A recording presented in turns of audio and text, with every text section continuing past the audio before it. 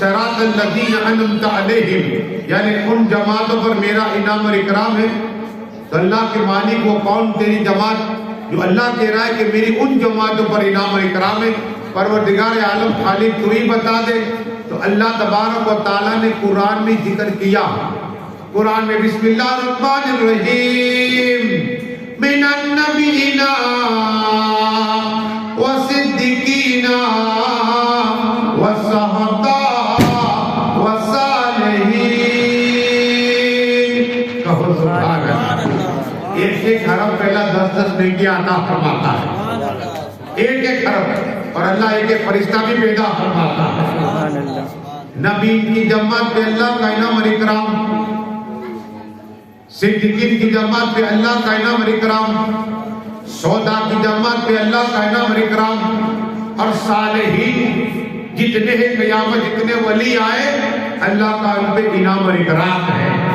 اب ان جماعتوں کا ذکر کریں جس میں اللہ کا انعام اور اکرام ہے، رب انہیں نوازتا ہے، انعام دیتا ہے، ان جماعتوں کا ہم ذکر کر رہے ہیں۔ لیکن غوث اعظم دنیا میں نہیں آئے، دنیا میں نہیں آئے، محبوب سبحانی کیونکہ برابر نہیں، لیکن ان کے چرچے ہو رہے ہیں۔ کہو سبحان اللہ۔ دنیا میں آئے نہیں، ہم تو آنے کے بعد چھٹی جب ہوتی ہے ہماری تب نام رکھتے آتا ہے، لیکن میرے غوث اعظم میں چرچے پہلے سے ہو رہے ہیں۔ میرے غوث اعظم دنیا میں نہیں آئے، اس سے 200 سال پہلے خواجہ جنید بغدادی کا نام سنا، میں تو ان کی مزار پہ گیا، وہ غوث اعظم دستگیر کا ذکر کر رہے، خطاب کر رہے، جمعے کا دن ہے، اور خطاب کرتے کرتے منبر پہ اچانک کہتے ہیں اے پیروں کے پیر روشن جبیر غوث اعظم، آپ کا قدم میری گردن پہ۔ کہو سبحان اللہ۔ لوگ حیران ہو گئے کہ بغداد جس کے ولایت کے ڈنکے بج رہے، کرامت کے ڈنکے بج رہے، ریاست کے ڈنکے بج رہے، وہ غوث اعظم کا نام لے رہے۔ جب غوث اعظم کا نام لیا اس لیے کہ وجہ تیری تھا اور مراقب بھی آ گئے تھے، پوچھا گیا اے خواجہ جنید بغدادی یہ تو بتائیے کہ یہ غوث اعظم ہے کون؟ کہو سبحان اللہ۔ کہا میرے جانے کے بعد 200 سال کے بعد یہ غوث اعظم آنے والے ہیں، اور یہ منبر پہ بیٹھے ہو کے اعلان کریں گے ہر ولی کی گردن پہ میرا قدم ہے۔ تو میں 200 سال پہلے ہی یہ بول رہا ہوں۔ ولی درود شریف اللہم صلی علی سیدنا مولانا محمد وعلی آلہ سیدنا مولانا صلاۃ و سلام علیکہ یا رسول اللہ صلی اللہ علیہ وسلم۔ وہ میرے غوث اعظم کا ذکر کے لیے ہم جماعت کہ ولی ہے وہ بھی ذکر غوث اعظم کر رہے ہیں، کتب ہے وہ بھی غوث اعظم کا ذکر کر رہے ہیں، کلندر وہ بھی غوث اعظم ذکر کر رہے ہیں، حتیٰ کہ ابدال ہے وہ بھی غوث اعظم کا ذکر کر رہے ہیں۔ کہو سبحان اللہ۔ یہ میرے غوث پاک، دیکھو بات آئی تو سن لو، یہ محفل کیا ہے، میلاد مصطفیٰ کیا ہے؟ اس لیے کہ جو مہینہ گیا وہ غوث اعظم کے نانا جان رحمت اللہ علیہ کا مہینہ تھا۔ بغداد شریف ایک امیر شخص تھا، بہت پیسے والا، اس نے میلاد مصطفیٰ رکھی اپنے محل میں،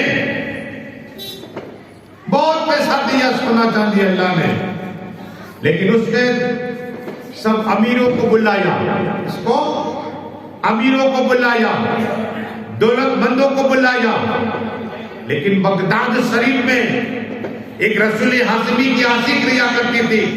جب اس کو پتا چلا کہ اس وزیر نے، اس پیسے والے نے، اس دولت مند نے اپنے محل کے اندر رسول پاک کا ذکر رکھا ہے، میلاد مصطفیٰ کا ذکر ہے، چلو ہم بھی جائیں۔ بیٹی کو کہا بیٹی چل میرے ساتھ میں۔ کامی جان کہاں چلیں گے؟ کہا مصطفیٰ کا ذکر کے لیے جانا ہے۔ کہو سبحان اللہ۔ جنت کے مالک کے ذکر کے لیے جانا ہے، حوض کوثر کے مالک کے ذکر کے لیے جانا ہے۔ کہو سبحان اللہ۔ رسول ہاشمی کے معجزات سنیں گے، ان کے کمالات سنیں گے، تو کہا ٹھیک ہے چلو۔ جب اپنی بیٹی کو لے کر اس محل میں پہنچی تو آدمی کھڑے تھے، آدمی کھڑے تھے۔ کہا تم کہاں جانا چاہتے ہو؟ کہا کہ ہم اس محل میں جانا چاہتے ہو، اس محل میں جانا چاہتے ہیں۔ کہا تمہاری انٹری نہیں ہے. کیا کہا؟ یہاں امیروں کو بلایا ہے غریبوں کو نہیں. کہا میں بھی مصطفیٰ کا ذکر سننے آئی ہوں. کہو سبحان اللہ. میں بھی مصطفیٰ کا ذکر سننے آئی ہوں. کہا تمہیں گارڈ دیا ہے؟ کہا نہیں دیا, تمہاری انٹری نہیں ہے. اب یہ باہر رو رہی ہے, مصطفیٰ کے غم میں رو رہی ہے, آقا کے غم میں رو رہی ہے اور دعا کر رہی ہے, یا رسول اللہ, یا حبیب اللہ, یا نبی اللہ, یا نور اللہ صلی اللہ علیہ وسلم, میں بھی آپ کی امت تھی, یہ امیر بھی آپ کی امت تھی, جتنے آ رہے سب آپ کی امت تھی, لیکن آقا میری انٹری نہیں ہو رہی. اب بچی نے کہا ماں کیوں رو رہی ہے؟ چل کر کے جائیں, چل کر کے جائیں. قسم خدا کی وہ ہاتھ پکڑ کے بیٹی کا گئی گھر پہ. اب ماں نے رونا شروع کیا. بیٹی نے کہا کیوں رو رہی ہے؟ کہا دیکھو ہمیں مصطفیٰ کا ذکر سننے کا موقع نہ دیا گیا, ہمیں روک دیا گیا. امیروں کو, دولت مندوں کو اور تاجروں کو اندر جانے کی انٹری تھی, لیکن ہم غریب ہیں, ہم فقیر ہیں, اس لیے ہماری انٹری نہیں ہوئی. تو ماں نے کہا ٹھیک ہے بیٹی, میں مصطفیٰ کا ذکر کروں گی. کہو سبحان اللہ. اب اکیلی, اس لیے گھبرانے کی ضرورت نہیں ہے. اگر تعداد کم ہے لیکن میرے گوشت جب آ بھی رہے, اور مصطفیٰ اگر چاہے تو مدینہ سے یا لیمن کے سن میں آ بھی سکتے ہیں. یہ تمہیں بتانا چاہتا ہوں, اور میں کتاب ہزاروں کی تعداد میں کرتا ہوں, کبھی تعداد نہیں دیکھتا بلکہ مسلمانوں کو دل دیکھا کرتا ہوں. یہ ہے جذبہ ہے مسلمانوں کا, ہمارے مسلمان کے بھائی کا ملک رکھا ہے.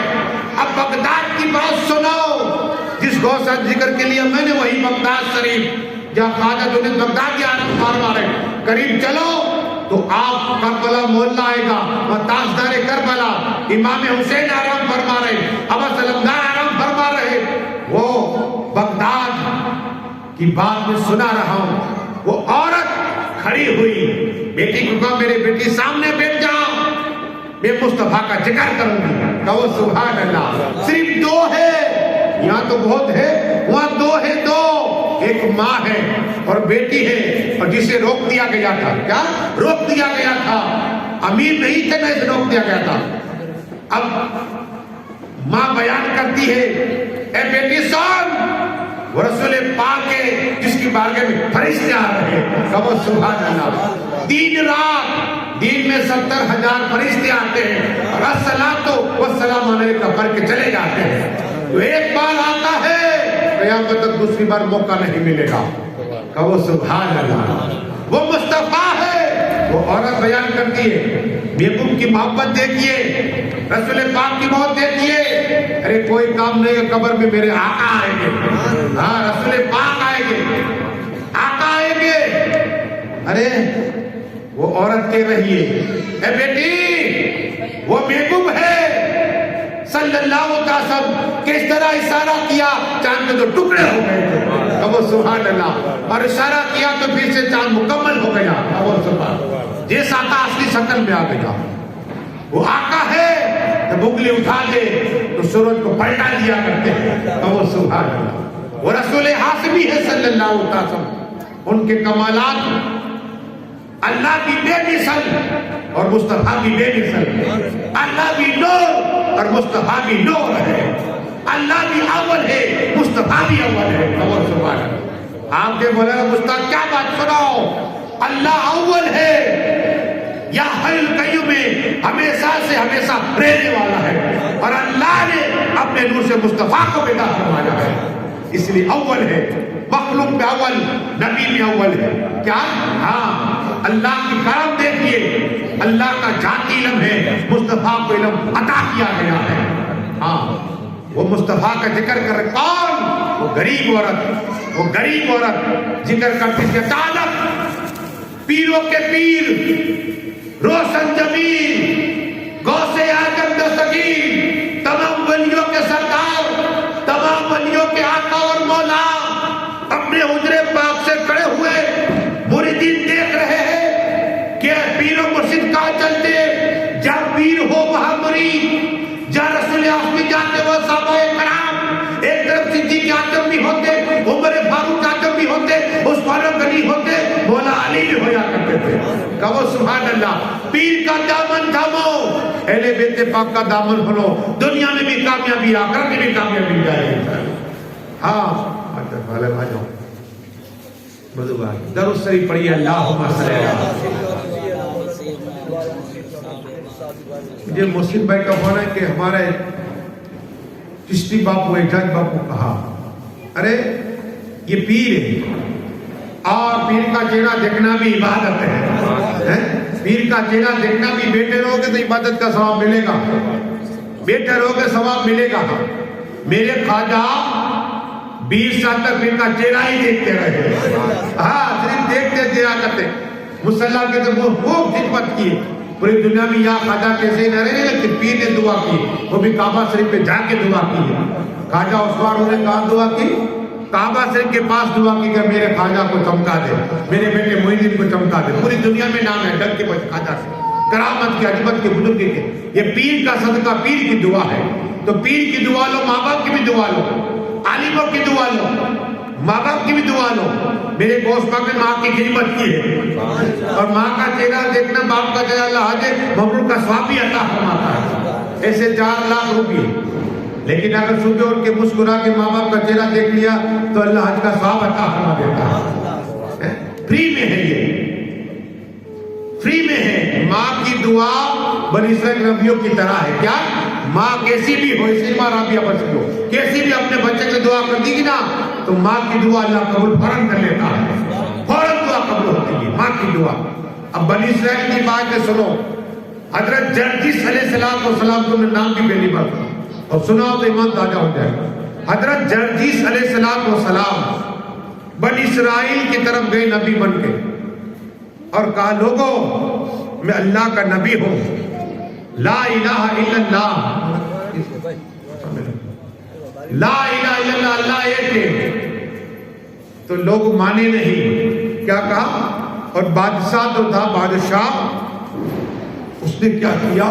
بنی اسرائیل کا بادشاہ تھا، یہ بت پرست تھا، تو کہا یہ تو لا الہ الا اللہ کے پڑھنے کی بات کرتا ہے، تو کہا کیا کرا جائے؟ تو کہا آگ کے اندر ڈال دیا جائے۔ حضرت جرجس علیہ السلام کو جنجیروں سے باندھ دیا گیا، جنجیروں سے باندھا۔ کیا کہا کہ لا الہ الا اللہ ایک ہے۔ اب جنجیروں سے باندھا حضرت جرجس علیہ السلام کو اور آگ کے اندر ڈال دیا۔ سب لوگ دیکھ رہے، لیکن حضرت جرجس علیہ السلام لا الہ الا اللہ کا ذکر کر رہے ہیں۔ کہو سبحان اللہ۔ آگ نے جلایا نہیں، پتا چلا اللہ کے نبی اور ولی کو آگ جلاتی نہیں، آگ کو جلائے نہیں، آگ نے جلایا نہیں، کسے؟